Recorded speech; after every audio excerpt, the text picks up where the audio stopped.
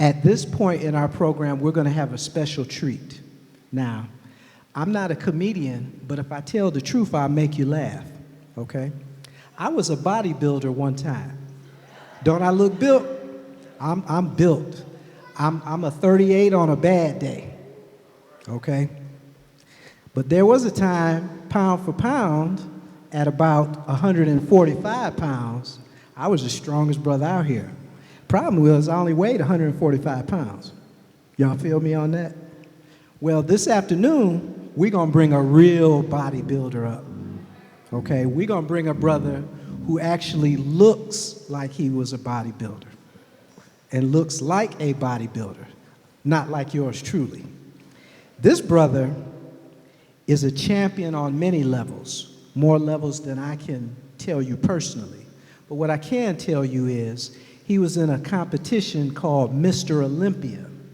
And if you are over 40 years old, that may mean something to you. But for those who are under 40, Mr. Olympia is like almost Mr. World to some extent. Is it not, brother? Okay. So this brother was a champion worldwide as it relates to bodybuilding. He is also a native Detroiter, if I understand correctly. He is a former police officer, Detroit Police Department, okay? And without further ado, we're gonna call Brother Ron Love to the podium, and he's going to help us how to better ourselves physically. Come on, Brother Love.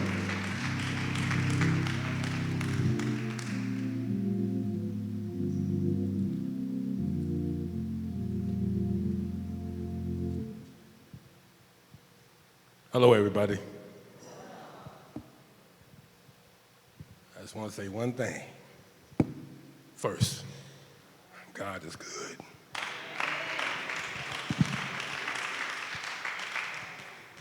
And I really don't think that explains it enough. God is awesome.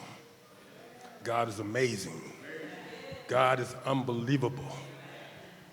God has given me a life like never before. Like I said, I grew up in the city of Detroit. In our amazing, amazing city of Detroit. I was born in Black Bottom, in an area where we all loved each other to the highest degree, where black folks knew exactly what they were, who we are, where we came from, how mighty we are. We are the most amazing race in existence. And I know that because I've been all over the world. God gave me that opportunity. As a police officer, I was shot. I'm not going to be nice about it because I was shot by 2 white boys. They didn't know I was the police. I was with my crew that day. There was 4 of us. And we were doing our job. And after we did our job, we walked out of a location where we had seen an informant. And as I was approaching our vehicle, which is an unmarked vehicle, 2 white boys rolled up. It was about 3:30 in the morning. You know, all we wanted to do was go home at that point. I'm not going to lighten the words of what they said. And what they said to me is, "Hey, man," with this southern drawl. And normally, anytime I heard that southern drawl, I knew what was behind it, you know. But being a nice police officer as I was at that time, I said, "Yes, how can we help you, gentlemen?" And the first thing came out of their mouth is that, "We don't like niggers in the neighborhood." First thing I said was, "Y'all in the wrong neighborhood then." Understand? This is my side of 8 Mile. And once I said that, I'm looking at the gentleman, and all I saw was bullets coming out of a gun. They started to shoot, and I froze. I froze like anybody would because they didn't know me from Adam. I didn't know them from Adam. Why you want to take my life? My life that God gave me. You understand? Why? Because I'm black? Because I'm beautiful? Because I'm amazing? God made us that way. So when I saw the bullets come out of the gun, I said, "Well, you got to do something, brother." I did. I started firing back and looking for my partners, you know. And at that time, I didn't realize I had been hit. I got shot in the leg. And as I was diving, I was shooting at the other individuals. Two of those individuals, one of those individuals got shot. Okay, the other one didn't. He ran away, but he got caught later. But cutting it short to a degree, I survived. You know what I'm saying? Nobody cannot tell me how amazing God is. God is so good. They took me to the hospital because at the time, once you get shot, you think it's over. Most of us do, you know what I'm saying? But that's God's job. God had another plan for me. You know what I'm saying? Another plan. The next morning, went to court. The judge gives this young man, who was the one that survived, because the other one caught a bullet and got hit by a vehicle and got killed that night. He was only 18 years old. A young life lost for no reason at all. But when I went to court, the judge gives this other young man, he was 42. He gave him a $2,000 bond and 2 sureties. When we walked out of the courtroom, he walked out the same elevator with me. No justice. And to this day, I still haven't received this justice. This happened back in 1975. I know I look younger than that, but what can I say? But the most amazing thing is God has a plan for each and every one of us.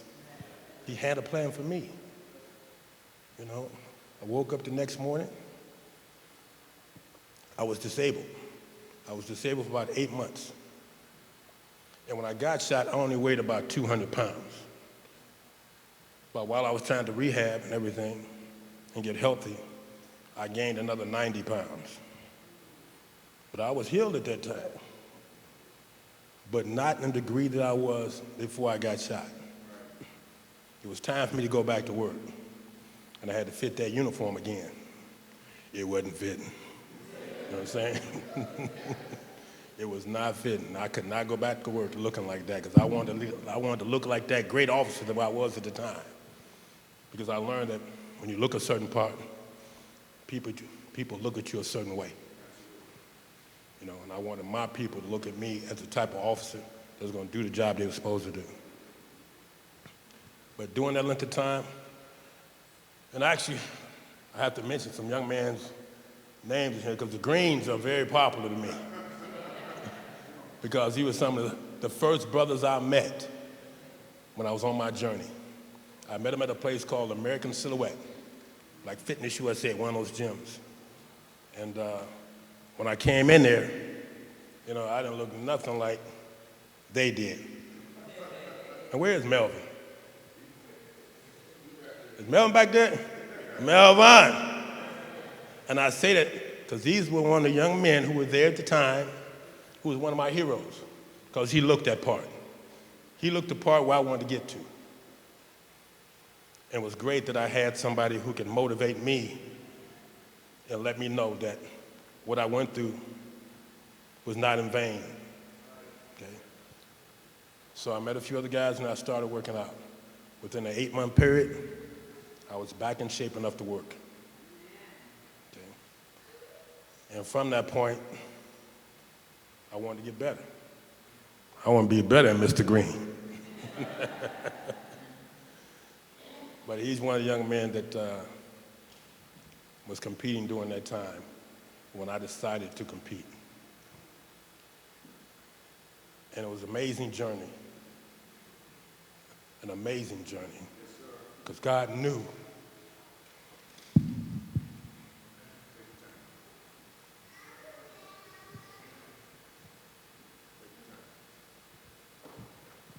God had already planned my journey. You understand? It was already planned. He put me someplace. I've been all over the world. I met some amazing people. And through that journey, wherever I went, we were. We are the most amazing people in existence to this day. I might get off the mark a little bit because I love us. And that's what we have to learn how to do. We got to learn how to love each other. We got to learn how to patronize each other. We got to stand side by side together. I mean, just listening to y'all today just touched my heart. I love it when I'm seeing us loving each other. You understand? And that starts with God. First God, then self. We have to learn that. We have to learn to love each other. But can I continue to live the way that we live in? And I say this because I see it every day. I've seen it. I've lived it. It's now for us to hold those hands, hug each other, love each other, and take us where we're supposed to be. We're supposed to be in God's land every day. But the only way we know that is when we reach out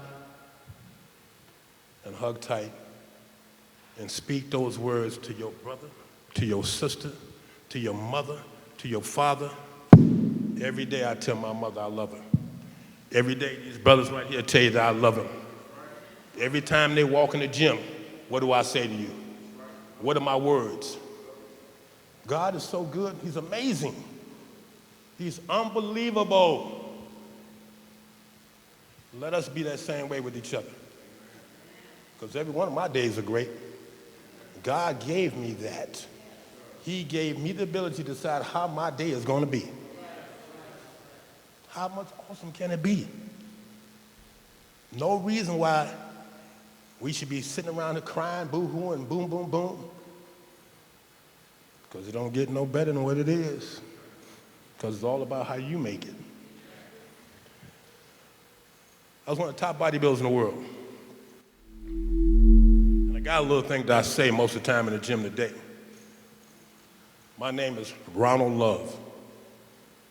With everybody that I train, everybody that I deal with in the gym, the first time I tell them when they walk in the gym, you heard of Arnold Schwarzenegger? I tell them, don't be like Arnold, be like Ronald.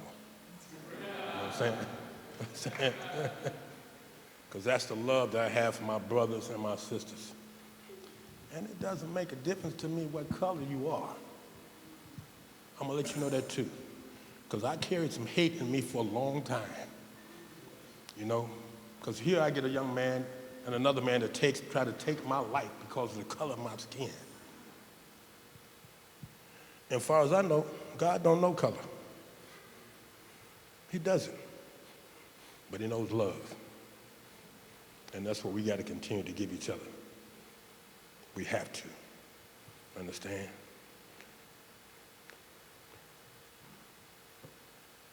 And I love everybody in here. This is a blessed day. It's a blessed day. And I get to see my brothers. I get to see my brothers because I've seen brothers go every which and kind of way, every which way. Bad way, this way, that way. But we have to pull together and pull each other to the point where you can't go any way but good. You got to show that love. You got to give it because it's here to be given. Now, I'm available every day at the gym. Because I'm going to tell you something else. The most important thing that you own is you. When God gave you that body, he gave it to you in the best possible shape ever. It's time for you to recognize that. I'm 68 years old. Now, I might get a little raw, because I'm the baddest 68-year-old walking around here today. Understand? I ain't playing. I am not joking. There's another one back there. There's another green over here. These green boys are dangerous. Let me tell you. And I love him because he's a great young man. I love you all, and thank you.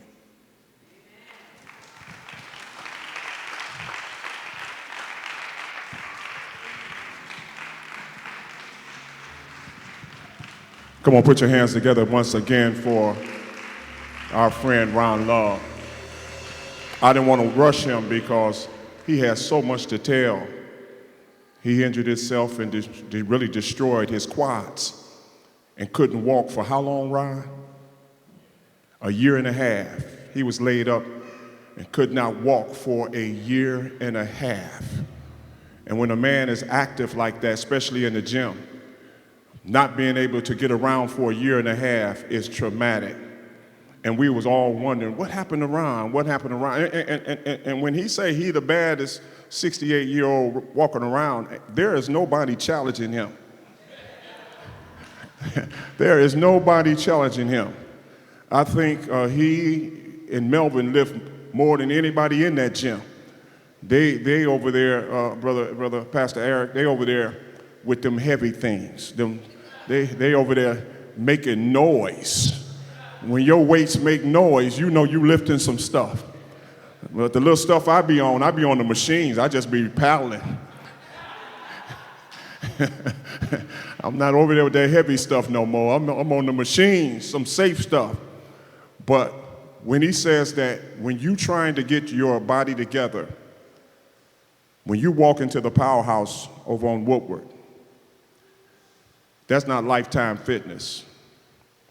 That's a real gym. It's raw. You really need pointers in putting your body together. Ron Love will be here after service to help us and train us and give us information and even give you his number so you can contact him if you're interested in putting yourself together. Put your hands together again for our friend, Ron Love. Come on.